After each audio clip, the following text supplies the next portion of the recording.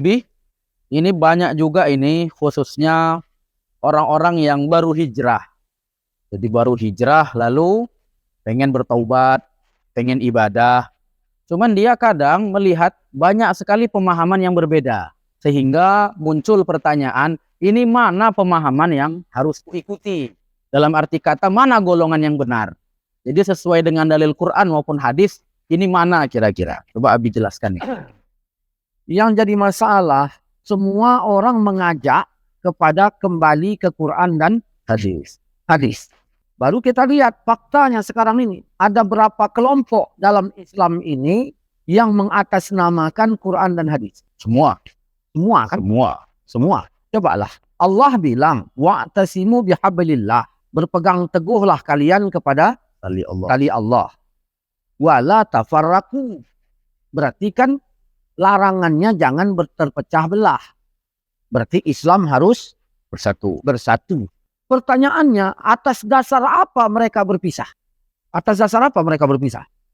Kemarin sudah nama Leman berjudi bersama, minum tua bersama, tanpa Quran. Sekarang udah ngaji, Leman ngaji. Beda kajian. Udah ngaji Quran dan hadis, Leman ngaji Quran dan hadis. Karena beda kajian, beda guru, mereka berpisah. Berpisah atas dasar apa? Agama malah jadinya ya. Iya. Pertanyaannya, apakah Quran yang mengajarkan berpisah? Padahal Quran tadi menyuruh bersatu. Jangan berpisah. Apakah Quran mengajarkan berpisah? Enggak, malah nyuruh bersatu. Berarti salahnya di mana? Cara memahami. Nah, ini masalahnya. Makanya Quran itu tolong dipelajari. Isinya, kandungannya 1000 perintah, 1000 larangan, 1000 janji pahala, 1000 janji dosa. Udah berapa ribu? 4000. Dah, 1000 kisah, 1000 perbandingan. Udah berapa?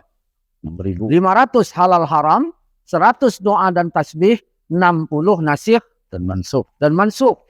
Total 6.660. Jelas? Nah, kembali ke Quran. Di dalam Al-Quran ada ayat yang kalau kita baca secara gamblang begitu saja berbeda dengan ayat yang lain. Contoh, kita buka Al-Baqarah ayat 62. Al-Baqarah 62. Sesungguhnya orang-orang yang beriman, 1. orang-orang Yahudi, 2. orang-orang Nasrani, 3. dan orang-orang Sabi'in. 4. Siapa saja di antara mereka yang beriman kepada Allah. Berarti syaratnya 1 beriman kepada Allah. Dan hari akhir. Dan hari akhirat. Serta melakukan kebaikan. Nah, amalnya baik. Mendapat pahala dari Tuhannya. Nah, berarti Yahudi berpahala nggak? Pahala. Nasrani berpahala nggak? Berpahala. Makanya lahir pemahaman jil. Liberal ya. Islam liberal yang mengatakan semua agama sama. Dasarnya kembali ke Quran. Artinya mereka pun ngomongnya kami dari Quran. Jadi jil itu berpegang pada Quran apa enggak? Ya, berpegang pada Quran. Nah, pertanyaannya, apakah betul Quran menghalalkan surga untuk Yahudi dan Nasrani? Sedangkan di ayat yang lain mereka tidak pernah ridho kalau kita belum ikut agama mereka. Yahudi dan Nasrani di saat ini kafir apa mukmin? Kafir. Berdasarkan ayat ini kafir apa mukmin? Kalau nengok ayat ini jadi mukmin. Jadi mukmin. Mari kembali ke Quran, kembali ke Baqarah 62. Jadi jil. Dah, coba buka Ali Imran 85. Surat Ali Imran. Siapa yang mencari agama selain Islam? Nah, jelas. Siapa mencari agama selain Islam. Berarti Yahudi Nasrani selain Islam. Sekali-kali agamanya tidak akan diterima darinya. Nah, dan di akhirat dia termasuk orang-orang yang merugi. Berdasarkan ayat ini, Yahudi masuk neraka. Ayat yang tadi masuk surga. Islam menyuruh bersatu, jangan terpecah belah. Ternyata ada ayat yang seakan-akan mengarahkan kita untuk terpecah belah. Jelas. Ayatnya yang salah apa otak orang yang salah?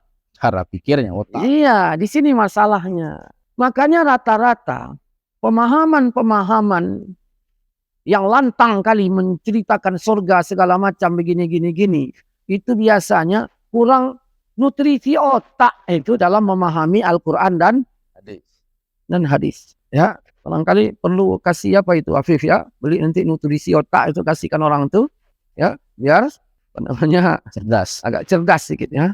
Nah, jadi di sini ini masalahnya. Makanya Quran tadi kandungannya 6.660.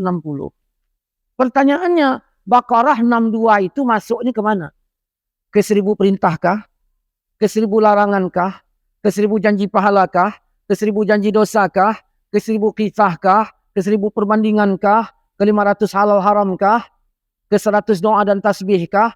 Atau ke nasikh dan Mansuh. mansuh? Artinya perlu dicek ya dari 6 Iya, kemana. di sini nih masalahnya. Kalau enggak nanti ya gampang kali. Artinya ayat bahas kisah dipakai perintah. Iya. Lihat.